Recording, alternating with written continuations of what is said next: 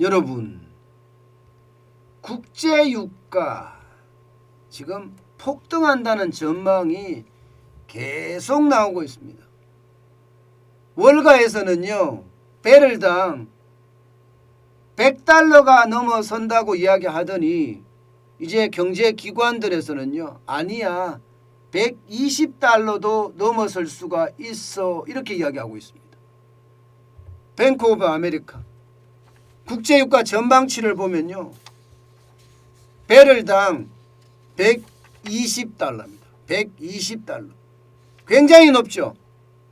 예, 이게 뱅크 오브 아메리카 BOA만 이런 것이 아니라 JP 모건 체이스도 마찬가지입니다.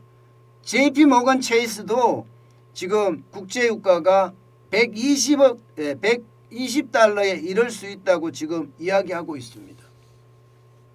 말이 120달러지 여러분. 120달러면 어마어마한 가격이에요.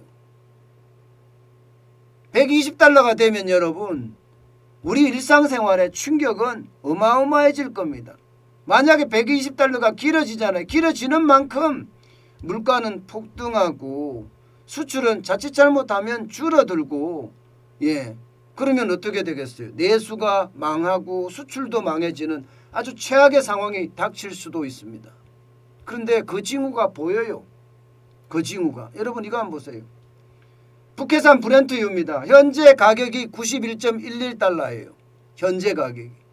그런데 여러분도 알다시피 2012년 3월 16일 날 126.22달러를 기록한 적이 있습니다.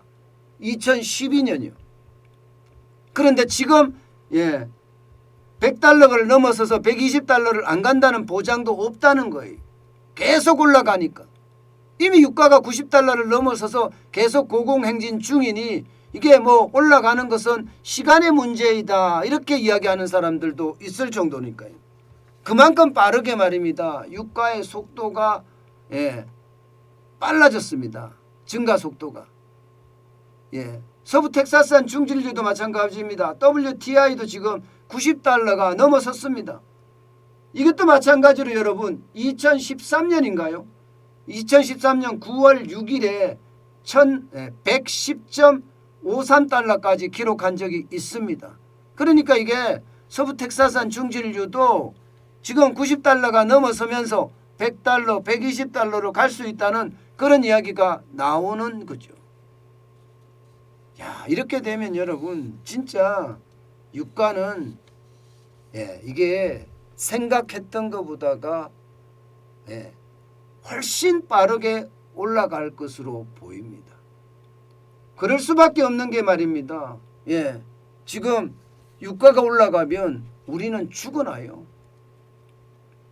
우리는 휘발유 가격이 올라간다고 생각을 해보세요. 뭐 휘발유 가격만 올라가겠습니까? 등유 가격도 올라가고 다 올라가겠죠. LPG 가격, LNG 가격 안 올라가는 게 없을 겁니다. 아마. 국제 유가가 올라가면 천연가스도 올라가는 건 당연하고요. 석탄이나 유연탄도 올라가는 것 당연합니다. 지금 여러분 작년 9월부터 작년 12월 사이에 보면 최고치를 올려갔던 적이 있죠. 이게 11월 2일 날일 거예요. 리터당 1807원까지 올라갔습니다. 이때 올라갔을 때가 여러분도 알다시피 정부가 나서서 유류세 20% 인하를 해주면서 떨어뜨렸어요. 인위적으로 유류세 20% 인하하면서 1635원까지 떨어뜨렸습니다. 아마 그것 때문에 국세에도 큰 손실이 났을 거라고 생각이 들어요. 20%까지 인하를 했으니까. 그런데 지금 2일 4일 날 1673원이 인하한 상태에서 1673원입니다.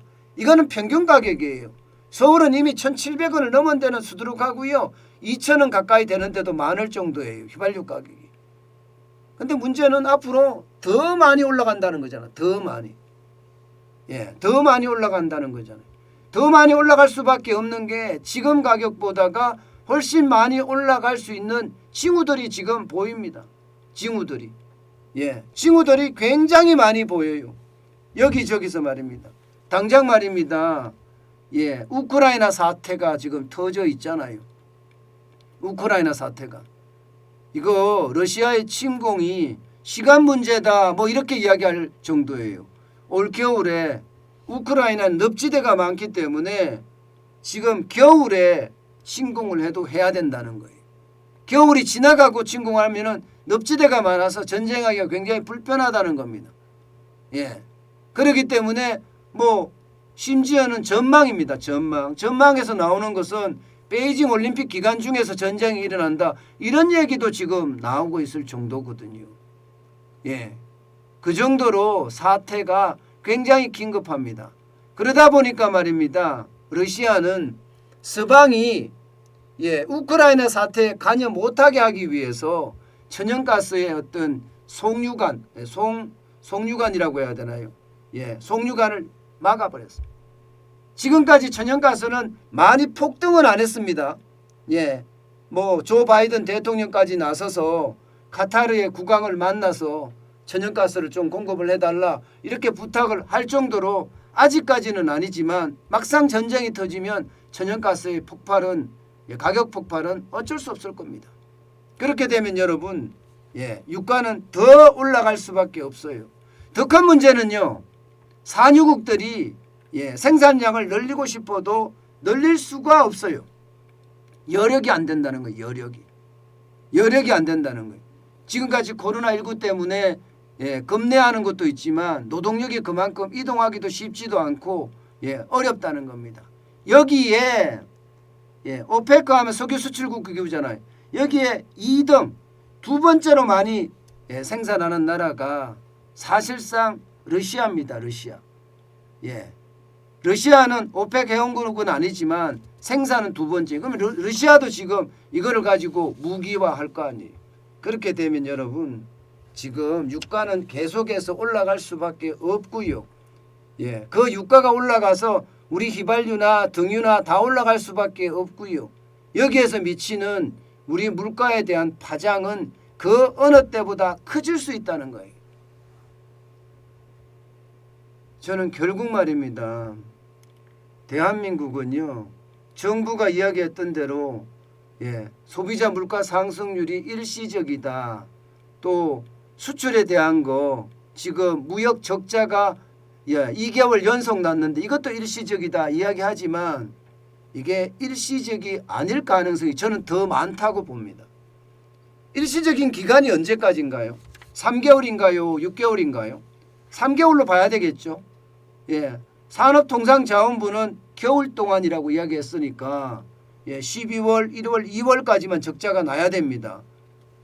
그런데 유가가 계속 올라가서 3월까지 만약에 적자가 난다. 수출의 적자 말입니다.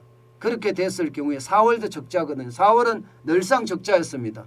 왜냐하면 4월 자체가 배당의 계절입니다.